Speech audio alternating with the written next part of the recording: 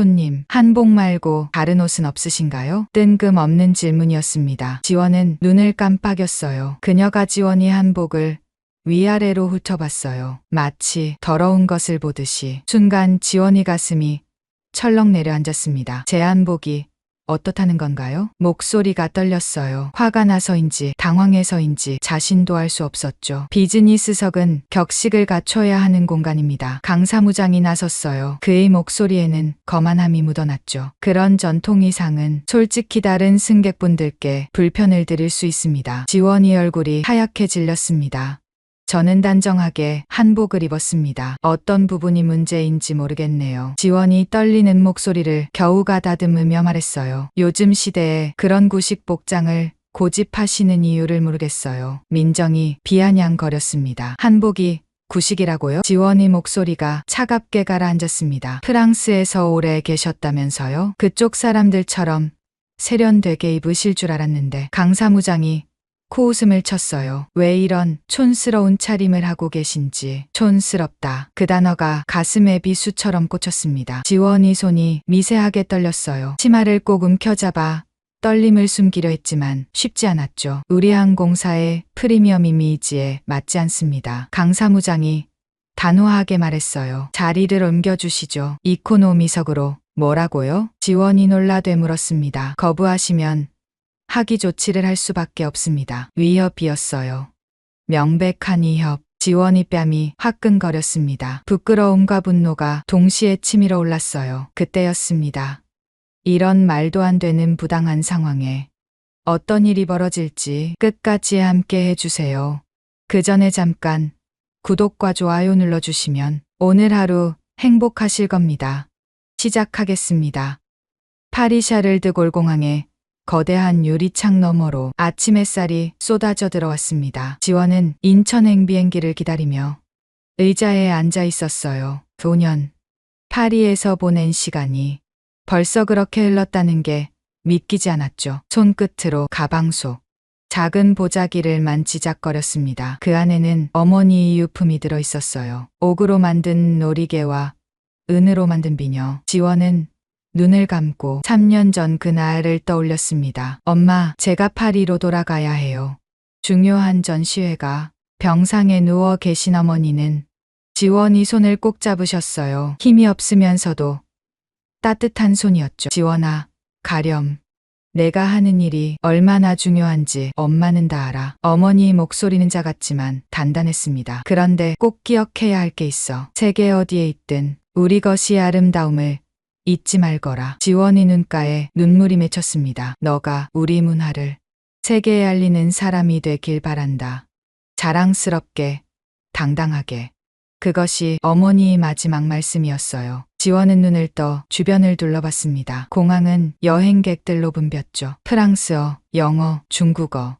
여러 나라 말소리가 섞여 들렸어요. 이제 정말 한국으로 돌아가는구나. 가슴 한켠이 뭉클해졌습니다. 루브르 박물관에서의 5년은 꿈같은 시간이었어요. 특히 지난해 열었던 한국문화재 특별전 조선의 빛은 대성공이었죠. 관람객이 50만 명을 넘었고 프랑스 언론들은 극찬을 아끼지 않았습니다. 한국이 숨겨진 보물들이 파리를 매혹시켰다. 500년 전 조선의 미학 현대를 만나다. 전시회 마지막 날 프랑스 문화부 장관이 직접 찾아와 감사패를 전달했어요. 박 큐레이터, 당신 덕분에 프랑스인들이 한국 문화의 진정한 아름다움을 알게 되었습니다. 그때의 뿌듯함이 아직도 가슴 속에 남아 있었죠. 대한항공 324편 인천행 탑승을 시작합니다. 안내 방송이 나왔어요. 지원은 자리에서 일어났습니다. 검은색 코트 아래로 살짝 보이는 진주 목걸이가 햇빛을 받아 반짝였죠. 어머니가 결혼 기념일에 아버지께 받으신 것이었어요. 비행기에 올라 창가 자리에 앉았습니다. 곧 파리의 풍경이 눈 아래로 작아지기 시작했어요. 에펠탑도, 생강도, 그리고 5년간 일했던 루브르 박물관도. 안녕, 파리. 마음속으로 작별 인사를 했습니다. 11시간의 비행은 생각보다 빨리 지나갔어요. 김포공항에 도착했을 때는 오후 4시였습니다. 한국의 공기가 폐속으로 들어왔어요. 파리와는 다른 익숙하면서도 낯선 냄새였죠. 수화물을 찾고 나오니 국내선 환승 안내판이 보였습니다. 제주행 비행기는 저녁 7시. 3시간이 여유가 있었어요. 국립문화재연구소 신규 프로젝트 발표회 가방속 초청장을 다시 한번 확인했습니다. 내일 아침 제주도에서 열리는 중요한 행사였죠. 문화재 청장을 비롯한 주요 인사들이 모두 참석할 예정이었어요. 지원은 화장실로 향했습니다. 넓은 장애인 화장실에 들어가 문을 잠갔어요. 그리고 가방에서 조심스럽게 옷을 꺼냈습니다. 연한 하늘색 저고리와 진한 남색 치마. 어머니가 돌아가시기 전에 직접 골라주신 개량 한복이었어요. 지원아, 이거 너가 프랑스에서 돌아올 때 꼭 입으렴.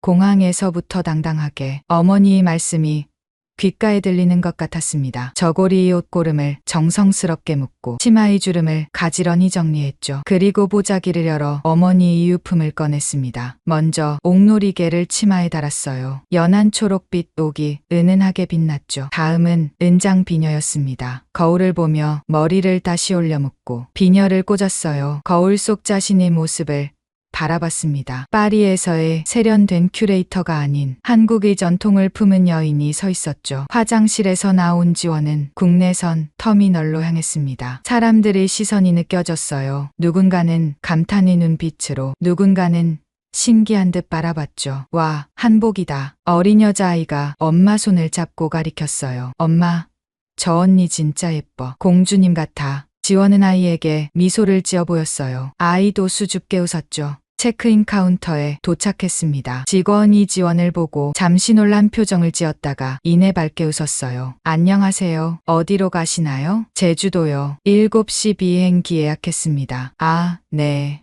성함이 어떻게 되시죠? 박지원입니다. 직원이 컴퓨터를 확인했어요. 비즈니스석으로 예약되어 있으시네요. 여권 확인하겠습니다. 지원은 프랑스에서 발급받은 새 여권을 건넸습니다. 표지에 새겨진 태극 문양이 유난히 선명해 보였어요. 정말 멋진 한복이세요. 특별한 행사에 가시나 봐요? 직원이 친근하게 물었습니다. 네, 중요한 발표가 있어서요. 그러시군요. 좋은 결과 있으시길 바랄게요. 면세점을 지나며 쇼윈도에 비친 자신의 모습을 다시 한번 봤습니다. 명품 가방은 한복 차림이 여인. 누군가는 이상하게 볼 수도 있겠죠. 하지만 지원에게는 너무나 자연스러운 모습이었어요. 전통과 현대는 함께 갈 수 있어. 엄마가 늘 말씀하셨잖아. 탑승 게이트에 도착하니 이미 많은 사람들이 기다리고 있었습니다. 비즈니스맨들, 관광객들, 그리고 제주도로 귀향하는 듯한 할머니, 할아버지들까지. 어머, 저것 좀 봐. 한 할머니가 지원을 보고 말했어요. 요즘 젊은 사람이 한복을 이렇게 곱게 입고 다니다니. 할머니가 지원에게 다가왔습니다. 아가씨 정말 좋아 보여요. 요즘은 한복 입는 사람이 없어서 아쉬웠는데. 감사합니다, 할머니. 지원이 공손히 인사했어요. 색깔이 참 곱네. 어머니께서 골라주신 거예요. 어머니가 안목이 있으시구나. 자랑스러워 하시겠네. 할머니의 말에 지원은 잠시 말을 잇지 못했습니다. 예. 그러셨으면 좋겠어요. 곧 탑승 안내가 시작됐습니다. 비즈니스석 승객들이 먼저 탑승했어요. 지원도 줄을 서서 차례를 기다렸습니다. 비행기에 올라 자리를 찾았어요. 짐을 선반에 올리고 자리에 앉았습니다. 안녕하세요. 밝은 목소리가 들렸어요. 승무원이었습니다. 이름표에 김민정이라고 적혀 있었죠. 네, 안녕하세요. 지원이 미소 지으며 답했습니다. 그런데 이상했어요. 처음엔 밝게 웃던 민정의 표정이 점점 굳어지는 게 보였거든요. 민정의 시선이 지원의 한복에서 명품 가방으로 다시 한복으로 옮겨갔습니다. 뭔가 못마땅한 듯한 표정이었죠. 음료 서비스는 이륙 후에 해드리겠습니다. 짧게 말하고 민정은 다른 승객에게로 갔어요. 아까와는 확연히 다른 태도였죠. 뭐가 문제일까? 지원은 고개를 갸웃했지만 크게 신경 쓰지 않았습니다. 피곤하기도 했고 내일 발표 준비도 더 해야 했으니까요. 실례합니다. 옆자리에 중년 남성이 앉았어요. 단정한 정장 차림에 은발이 인상적인 사람이었죠. 아, 네. 지원이 가볍게 녹례했습니다. 한복이 정말 우아하시네요. 프랑스에서 오셨다고 들었는데 남자가 친근하게 말을 걸었어요. 어떻게 아셨어요? 아까 체크인할 때 우연히 들었습니다. 저도 파리에 자주 가는 편이라서요. 그러시군요. 혹시 루브르에서 일하시는 박지원 큐레이터님 맞으신가요? 지원이 놀라 남자를 바라봤습니다. 네, 맞는데요. 아, 역시 조선의 빛 전시회 정말 인상 깊게 봤습니다. 파리 출장 중에 우연히 들렀다가 완전히 매료됐죠. 남자의 얼굴에 진심 어린 감탄이 묻어났어요. 감사합니다. 정말 기쁘네요. 특히 다랑아리 섹션이 압권이었어요. 조명을 그렇게 써서 마치 달빛이 항아리에서 흘러나오는 것 같은 연출은 정말 천재적이었습니다. 지원의 얼굴에 미소가 번졌어요. 가장 심혈을 기울인 부분을 알아봐 주다니. 두 사람이 대화를 나누는 동안 멀리서 민정이 그들을 지켜보고 있었습니다. 표정은 점점 더 굳어졌죠. 그리고 옆에 있던 선배 승무원에게 뭔가를 속삭였어요. 비행기 문이 닫히고 이륙 준비가 시작됐습니다. 엔진 소리가 점점 커졌어요. 지원은 창밖을 바라봤습니다. 김포공항이 활주로가 저녁 노을에 물들어 있었죠. 제주도에서 새로운 시작이 기다리고 있어 가슴이 두근거렸습니다. 설렘 반, 긴장 반이었죠. 하지만 지원은 아직 몰랐습니다. 곧 일어날 일을. 자신의 자부심과 신념이 시험받게 될 일을. 그리고 그 시험이 얼마나 아프고 모욕적일지를. 지원은 알 수 없는 불안감에 몸을 움츠렸습니다. 민정과 강진수 사무장이 가까오는 모습이 왠지 위압적으로 느껴졌어요. 손님. 민정의 목소리는 차가웠습니다. 아까의 밝은 인사와는 완전히 달랐죠. 예. 지원이 조심스럽게 대답했어요. 혹시 다른 옷은 없으신가요? 뜬금없는 질문이었습니다. 지원은 눈을 깜빡였어요. 무슨 말씀이신지. 그 복장 말입니다. 민정이 지원의 한복을 위아래로 훑어봤어요. 마치 더러운 것을 보듯이. 순간 지원의 가슴이 철렁 내려앉았습니다. 제 한복이 어떻다는 건가요? 목소리가 떨렸어요. 화가 나서인지 당황해서인지 자신도 알 수 없었죠. 옆자리의 중년 남성이 의아한 표정으로 그들을 바라봤습니다. 주변 승객들도 하나둘 고개를 돌렸어요. 비즈니스석은 격식을 갖춰야 하는 공간입니다. 강 사무장이 나섰어요. 그의 목소리에는 거만함이 묻어났죠. 그런 전통 의상은 솔직히 다른 승객분들께 불편을 드릴 수 있습니다. 지원의 얼굴이 하얗게 질렸습니다. 전통 의상이 불편을 준다고? 믿을 수 없는 말이었어요. 저는 단정하게 한복을 입었습니다. 어떤 부분이 문제인지 모르겠네요. 지원이 떨리는 목소리를 겨우 가다듬으며 말했어요. 요즘 시대에 그런 구식 복장을 고집하시는 이유를 모르겠어요. 민정이 비아냥거렸습니다. 그 순간 지원의 마음 속에서 뭔가가 뚝 끊어지는 소리가 났어요. 구식, 복장? 어머니가 골라주신 그토록 아끼던 한복을 구식이라고 했습니다. 5년간 파리에서 한국 문화를 알리기 위해 노력했던 자신의 모든 것을 부정당한 기분이었어요. 한복이 구식이라고요? 지원의 목소리가 차갑게 가라앉았습니다. 프랑스에서 오래 계셨다면서요? 그쪽 사람들처럼 세련되게 입으실 줄 알았는데. 강 사무장이 코웃음을 쳤어요. 왜 이런 촌스러운 차림을 하고 계신지. 촌스럽다. 그 단어가 가슴에 비수처럼 꽂혔습니다. 지원의 손이 미세하게 떨렸어요. 치마를 꼭 움켜잡아 떨림을 숨기려 했지만 쉽지 않았죠. 우리 항공사의 프리미엄 이미지에 맞지 않습니다. 강 사무장이 단호하게 말했어요. 자리를 옮겨주시죠. 이코노미석으로. 뭐라고요?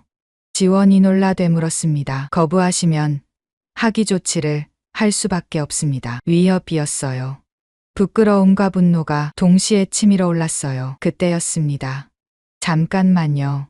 옆자리에 중년 남성이 일어섰어요. 저는 박준서 변호사입니다. 지금 상황을 다 지켜봤는데요. 그가 재킷 안주머니에서 명함을 꺼냈습니다. 김박법률사무소 대표 변호사 박준서라고 적혀 있었죠. 이건 명백한 문화적 차별입니다. 준서의 목소리는 차분했지만 단호했어요. 승객이 한복을 입었다는 이유로 자리를 옮기라고 하는 건 명백한 인권 침해예요. 민정과 강 사무장의 얼굴에 당황스러운 기색이 스쳤습니다. 그리고 저는 이 모든 상황을 녹화하고 있습니다. 준서가 스마트폰을 들어 보였어요. 우리 문화를 모독하는 걸 보고 있을 수 없어서요. 지원은 준서를 감사한 마음으로 바라봤습니다. 눈가가 뜨거워졌지만 울지 않으려고 애썼어요. 울면 안 돼. 여기서 울면 정말 지는 거야. 저희는 규정대로 할 뿐입니다. 민정이 변명하듯 말했어요. 어떤 규정에 한복 착용을 금지한다고 되어 있나요? 준서가 물었습니다.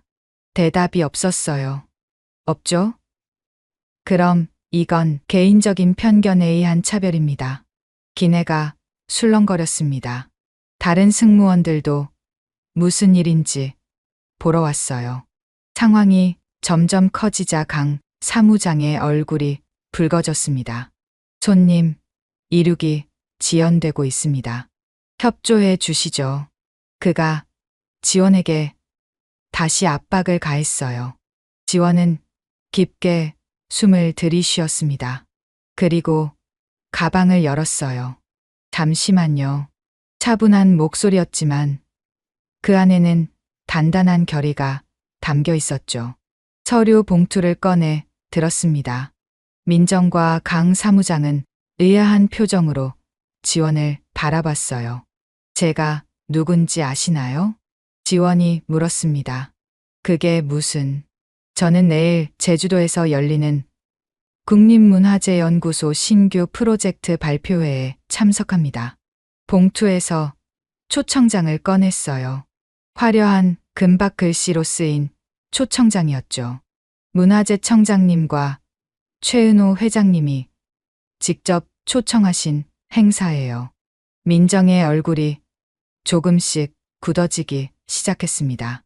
최은호 회장. 그들이 일하는 항공사의 회장 이름이었으니까요. 그리고 저는 지원이 다음 서류를 꺼냈어요. 루브르 박물관 한국관 수석 큐레이터이자 국가문화재 디지털 아카이브 프로젝트의 총괄 디렉터로 임명된 박지원입니다. 순간 정적이 흘렀습니다. 민정의 얼굴이 하얗게 질렸어요. 강 사무장도 입을 다물었죠. 이건 루브르 박물관장의 추천서예요. 지원이 서류를 하나 더 꺼냈습니다. 그리고 이건 프랑스 문화부에서 받은 공로패 사진입니다. 사진 속에는 프랑스 문화부 장관과 함께 찍은 지원의 모습이 있었어요. 물론 그때도 한복을 입고 있었죠. 제가 5년간 파리에서 한 일이 뭔지 아세요? 지원의 목소리가 조금씩 높아졌습니다. 바로 이 한복을 포함한 우리 문화재를 세계에 알리는 일이었습니다.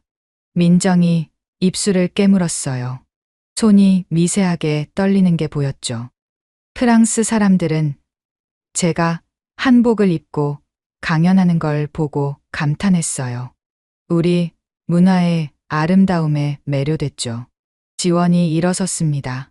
그런데 정작 한국의 하늘에서, 한국 항공사에서 한국 사람들에게 이런 모욕을 당해야 하나요? 목소리에 눈물이 섞였어요. 하지만 눈빛은 흔들리지 않았죠. 주변 승객들이 박수를 치기 시작했습니다. 1명, 2명, 그리고 비즈니스석 전체로 박수 소리가 퍼졌어요. 대단하십니다. 정말 멋져요. 격려의 목소리가 여기저기서 들렸습니다. 민정은 고개를 숙였어요. 얼굴이 빨갛게 달아올라 있었죠. 강 사무장도 어쩔 줄 몰라 했습니다. 죄송합니다. 민정이 겨우 입을 열었어요. 지금 사과하시는 건가요? 지원이 물었습니다. 예. 정말 죄송합니다. 무엇이 죄송한가요? 제가 한복을 무시하고 차별적인 발언을 해서 민정의 목소리는 점점 작아졌어요. 저는 사과를 원하는 게 아닙니다. 지원이 단호하게 말했어요. 다만 앞으로는 누구든 우리 문화를 자랑스럽게 여기는 사람을 이런 식으로 대하지 않으셨으면 좋겠어요.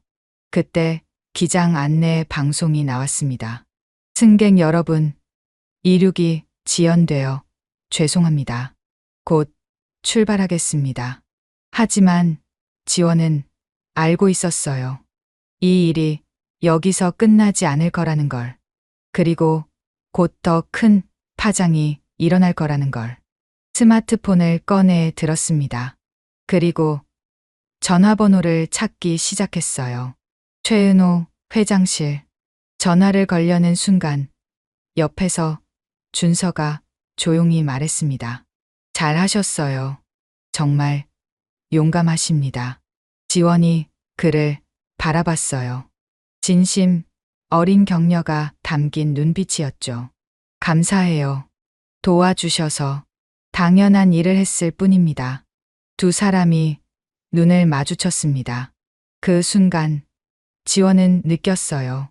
이 만남이 단순한 우연이 아닐지도 모른다는 걸. 그리고 앞으로 일어날 일들이 자신의 인생을 크게 바꿔놓을 거라는 걸. 창밖으로 김포의 하늘이 어둠에 잠기고 있었습니다. 별들이 하나둘 빛나기 시작했죠. 엄마, 저 잘하고 있나요? 마음속으로 물었어요. 그때 가슴에 달린 옥놀이개가 살짝 흔들렸습니다. 마치 어머니가 대답하는 것처럼. 비행기는 아직 게이트에 서 있었습니다. 이륙이 계속 지연되고 있었죠. 기내의 공기는 무겁고 답답했어요. 지원은 자리에 앉아 창밖을 바라봤습니다. 손은 여전히 미세하게 떨리고 있었어요. 아까의 충격에서 완전히 벗어나지 못했던 거죠. 정말 이런 일이 일어난 거야? 믿기지 않았습니다. 21세기 대한민국에서, 그것도 국제선을 운항하는 항공사에서 이런 차별을 당하다니. 옆자리에 준서가 조용히 물을 건넸어요. 드세요. 진정하시는 게 좋을 것 같아서요. 감사합니다. 지원이 물을 받아 한 모금 마셨습니다. 차가운 물이 목을 타고 내려가자 조금 진정이 됐어요. 그때였습니다. 민정이 다시 나타났어요. 이번엔 혼자가 아니었죠. 강 사무장과 또 다른 승무원이 함께였습니다. 지원의 심장이 다시 빠르게 뛰기 시작했어요. 또 뭐야? 불안감이 밀려왔습니다. 손님. 강 사무장의 목소리는 여전히 거만했어요. 아까 사과했던 게 무색할 정도로. 아직도 무슨 일이신가요? 지원이 애써 차분하게 물었습니다. 기장님과 상의한 결과 손님의 복장이 비상시 안전 규정에 위배될 수 있다는 결론이 나왔습니다. 뭐라고요? 지원이 놀라 되물었어요. 준서도 인상을 찌푸렸죠. 치마가 너무 길어서 비상 탈출 시 문제가 될 수 있습니다. 말도 안 되는 핑계였어요. 지원이 입은 개량 한복은 발목 위로 올라오는 길이었거든요. 이건 명백히 트집이잖아요. 준서가 목소리를 높였습니다. 저희는 승객의 안전을 최우선으로 생각합니다. 강 사무장이 기계적으로 대답했어요. 지원의 가슴 속에서 뭔가가 부글부글 끓어올랐습니다. 분노였어요. 참고 참았던 감정이 폭발하기 직전이었죠. 그럼 청바지를 입은 저 승객은요? 지원이 뒤쪽을 가리켰어요. 한 여성이 찢어진 청바지를 입고 있었죠. 저건 안전에 문제 없나요? 구멍이 뚫려 있는데? 강 사무장이 말문이 막혔습니다. 대답해 보세요. 왜 제 한복만 문제인가요? 지원의 목소리가 떨렸어요. 눈가가 붉어지기 시작했죠.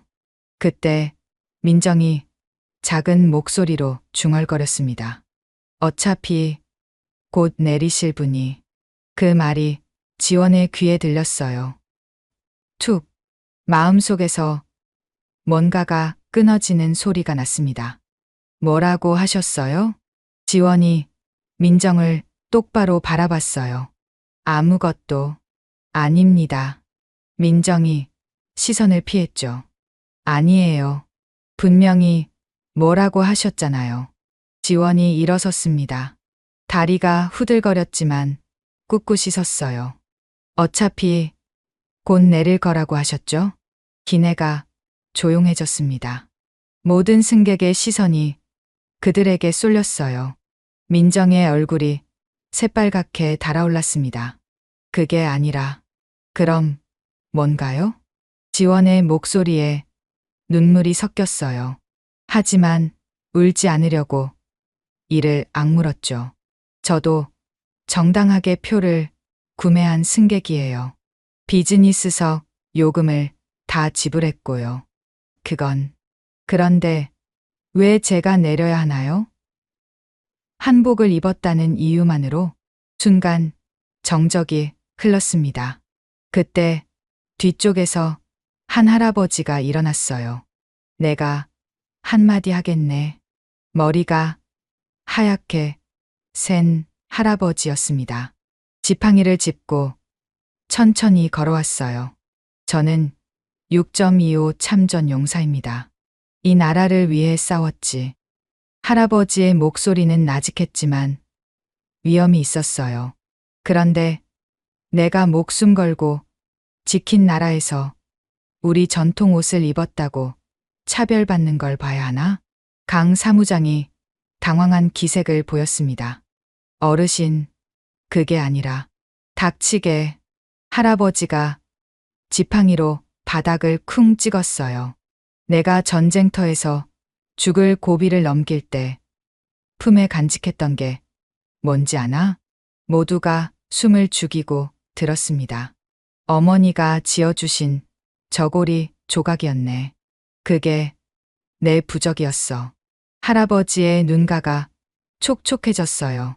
그런데 이제 와서 한복이 뭐가 문제란 말인가? 지원의 눈에서 눈물이 흘러내렸습니다. 더는 참을 수 없었어요. 할아버지, 아가씨, 울지 말게. 당당하게 있어.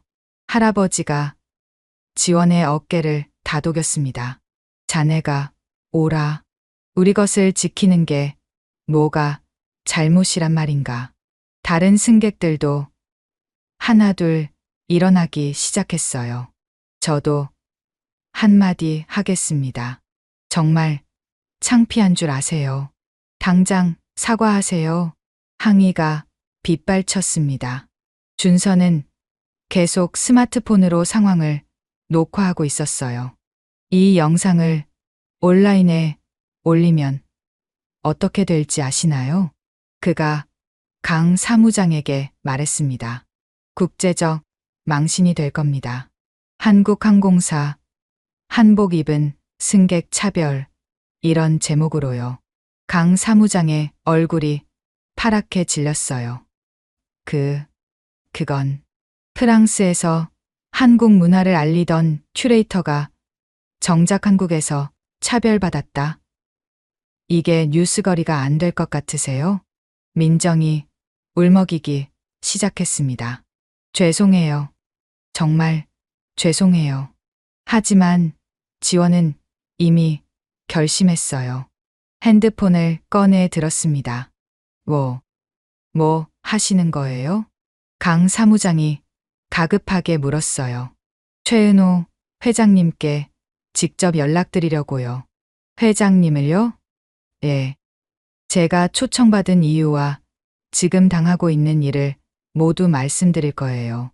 지원의 손가락이 화면을 터치했습니다. 전화번호부에서 최은호 회장실을 찾았어요. 실은 처음 프로젝트 제안을 받았을 때 회장이 직접 전화를 걸어왔었죠. 그때 번호를 저장해뒀던 거예요. 잠깐만요. 강 사무장이 거의 애원하듯 말했습니다. 제발, 그것만은. 왜요? 아까는 그렇게 당당하시더니. 지원의 목소리는 차가웠어요. 전화 연결음이 들렸습니다. 한 번, 두 번. 여보세요? 회장실 비서의 목소리였어요. 안녕하세요. 박지원입니다. 회장님과 통화 가능할까요? 아, 박 디렉터님. 회장님이 기다리고 계셨습니다. 잠시만요. 강 사무장과 민정의 얼굴이 사색이 됐어요. 곧 굵고 중후한 목소리가 들렸습니다. 박 디렉터, 잘 오고 있나? 최은호 회장이었어요. 회장님, 사실은. 지원이 입을 열려는 순간 쿵! 강 사무장이 무릎을 꿇었습니다. 제발 용서해 주십시오. 기내가 술렁거렸어요. 사무장이 승객 앞에서 무릎을 꿇다니. 살려주세요. 제 잘못입니다. 모두 제 잘못입니다. 민정도 울면서 고개를 숙였어요. 저희가 정말 잘못했어요.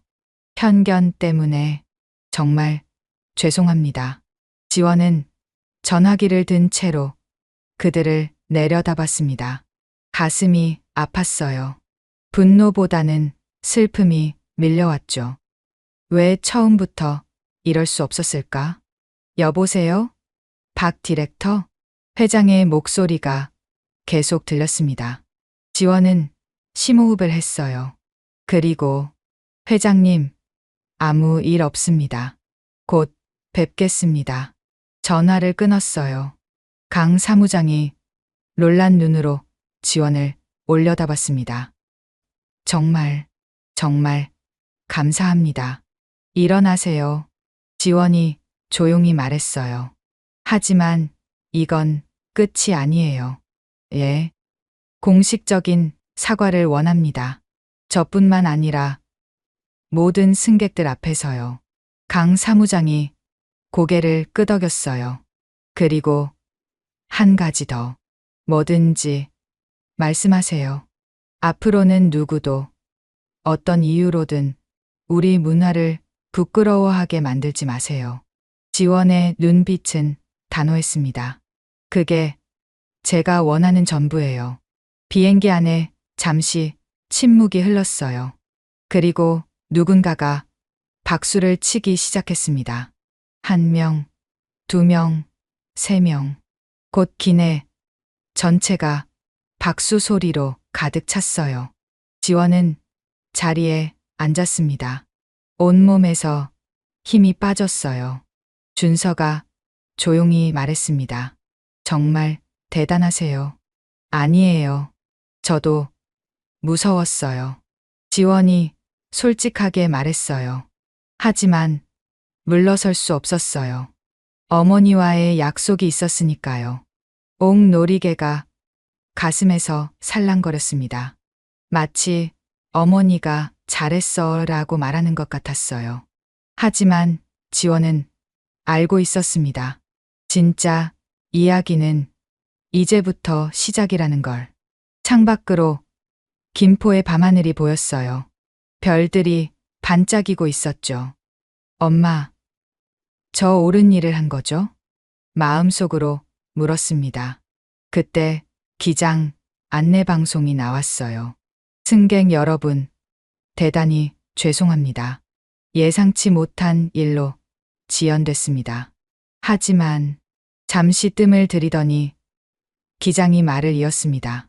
오늘 우리 모두 중요한 교훈을 얻었습니다. 이제 출발하겠습니다. 엔진 소리가 커지기 시작했어요. 비행기는 천천히 움직이기 시작했습니다. 제주도를 향해 비행기는 활주로를 향해 천천히 움직이고 있었습니다. 하지만 갑자기 멈춰 섰어요. 기장의 당황스러운 목소리가 들렸습니다.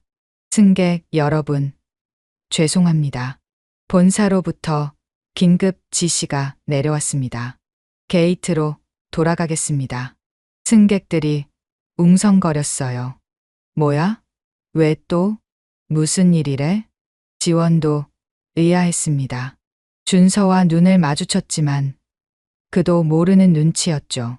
강 사무장과 민정은 불안한 표정으로 서로를 바라봤어요. 무언가 심상치 않은 일이 일어나고 있다는 걸 직감한 듯했죠. 5분 후 비행기는 다시 게이트에 도착했습니다. 그때였어요. 탑승구가 열리고 검은 정장을 입은 사람들이 우르르 들어왔습니다.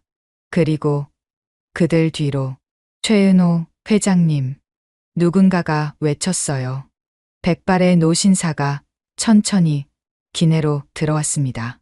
대한민국 최고의 항공사 회장 최은호였죠. 기내가 순식간에 조용해졌어요. 회장의 시선이 비즈니스석을 훑었습니다. 그리고 지원을 발견하자 곧장 다가왔어요. 박지원 디렉터님, 회장이 정중히 고개를 숙였습니다. 이런 일을 겪으셨다니 정말 죄송합니다. 지원이 당황해서 일어났어요. 회장님, 어떻게? 방금 영상을 봤습니다. 회장이 스마트폰을 들어보였어요. 화면에는 준서가 찍은 영상이 재생되고 있었죠. 누군가 실시간으로 제보를 해주셨더군요. 순간 지원의 눈이 커졌습니다. 회장이 강 사무장과 민정을 돌아봤어요. 두 사람은 바닥을 보며 몸을 떨고 있었죠. 강진수 사무장. 네, 회장님. 김민정 승무원. 예. 회장의 목소리는 차가웠습니다. 두 분은 지금 이 순간부로 직무정지입니다. 회장님, 강 사무장이 비명처럼 외쳤어요. 30년을 일했습니다. 그 30년 동안 무엇을 배웠습니까? 회장의 목소리에 분노가 묻어났어요. 우리 회사의 모토가 뭔지 아십니까? 세계를 잇는 한국의 날개입니다. 회장이 지원을 바라봤습니다. 그런데 정작 한국의 문화를 세계에 알리는 분을 이렇게 대접했다. 민정이 흐느끼기 시작했어요. 죄송합니다. 정말 죄송합니다. 그때 회장이 놀라운 말을 했습니다. 사실 저도 박 디렉터님을 잘 알고 있었습니다. 지원이 놀라 회장을 바라봤어요. 작년 파리 출장 때 조선의 빛 전시회를 봤거든요. 회장의 표정이 부드러워졌습니다. 그때 한복을 입고 프랑스어로 유창하게 설명하시는 모습을 봤습니다. 정말 감동적이었어요. 지원의 눈가가 뜨거워졌습니다. 그래서 이번 프로젝트를 맡아달라고 직접 연락드렸던 겁니다. 회장이 승객들을 둘러봤어요. 여러분, 박지원 디렉터님이 누군지 아십니까? 모두가 조용히 귀를 기울였습니다. 5년 전 프랑스 정부가 직접 스카우트한 단 3명의 아시아 큐레이터 중 한 분입니다. 웅성거리는 소리가 들렸어요. 루브르 박물관 850년 역사상 최연소 한국인 수석 큐레이터이기도 하죠. 지원이 고개를 숙였습니다. 부끄러웠어요. 그리고 회장이 잠시 말을 멈췄습니다. 돌아가신 어머니는 인간문화재 박순자 선생님이셨습니다. 궁중 침선장이셨죠. 순간 기내가 술렁거렸어요. 인간문화재의 딸이라고? 그래서 한복을 그렇게. 지원의 눈에서 눈물이 흘렀습니다. 어머니, 그 이름을 듣자 가슴이 미어졌어요. 박순자 선생님은 평생을 우리 옷의 아름다움을 지키는데 바치셨습니다. 회장의 목소리에도 존경이 묻어났죠. 그런 어머니의 유지를 이어받아 세계 무대에서 활약하시는 분을 회장이 강 사무장을 쏘아봤습니다. 감히 촌스럽다고 모욕했다. 강 사무장이 무릎을 꿇었어요. 죽을 죄를 지었습니다. 지원이 나섰습니다. 회장님, 이미 사과받았습니다. 너무 크게 만들지 마세요. 하지만 회장은 고개를 저었어요. 이건 단순한 개인의 문제가 아닙니다. 그가 모든 승객을 둘러봤습니다. 우리 모두의 문제입니다. 언제부터 우리가 우리 것을 부끄러워하게 됐습니까? 침묵이 흘렀어요. 오늘 이 일을 계기로 전 직원 교육을 실시하겠습니다. 회장이 선언했습니다. 한국 문화의 가치와 다양성 존중에 대해서요. 그리고 지원에게 돌아섰어요. 박 디렉터님, 정말 죄송합니다. 그리고 회장이 깊이 고개를 숙였습니다. 감사합니다. 용서해 주셔서. 지원은 더 이상 말을 잇지 못했어요. 그저 고개를 끄덕일 뿐이었죠. 회장이 기장에게 신호를 보냈습니다. 이제 출발하십시오. 그리고 마지막으로 한마디 더 했어요. 박 디렉터님, 제주에서 뵙겠습니다. 멋진 발표 기대하고 있겠습니다. 회장 일행이 내렸고 문이 다시 닫혔어요. 비행기는 다시 움직이기 시작했습니다. 지원은 자리에 앉아 창밖을 바라봤어요. 가슴에 옥놀이개가 은은히 빛났습니다. 엄마, 봤어요? 당신의 딸이 당당히 맞섰어요. 하늘로 오르는 비행기 안에서 지원은 처음으로 평화를 느꼈습니다. 비행기는 다시 이륙했습니다. 기내는 조용했어요. 아까의 소동이 거짓말처럼 느껴질 정도로. 지원은 창밖을 바라보며 깊은 숨을 내쉬었습니다. 서울의 야경이 점점 작아지고 있었죠. 그때 누군가 다가왔어요. 민정이었습니다. 눈이 퉁퉁 부어 있었어요. 손에는 티슈를 꼭 쥐고 있었죠. 잠시 얘기 좀 할 수 있을까요? 목소리가 떨렸습니다. 지원이 고개를 끄덕였어요. 사실은. 민정이 입술을 깨물었습니다. 무언가 말하기 힘든 듯했죠.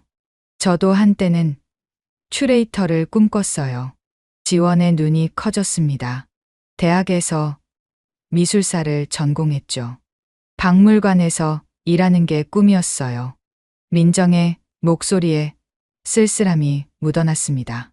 하지만 실패했어요. 번번이 떨어졌죠. 결국 포기하고 승무원이 됐습니다. 눈물이 뺨을 타고 흘러내렸어요. 그런데 손님을 보니까 제가 이루지 못한 꿈을 이룬 사람 같아서 순간 지원의 마음이 찡했습니다. 부러웠어요. 너무 부러워서 미웠어요. 민정이 흐느꼈습니다. 정말 죄송해요. 저의 못난 열등감 때문에. 지원은 민정의 손을 잡았어요. 괜찮아요. 따뜻한 목소리였습니다. 저도 알아요. 그 마음.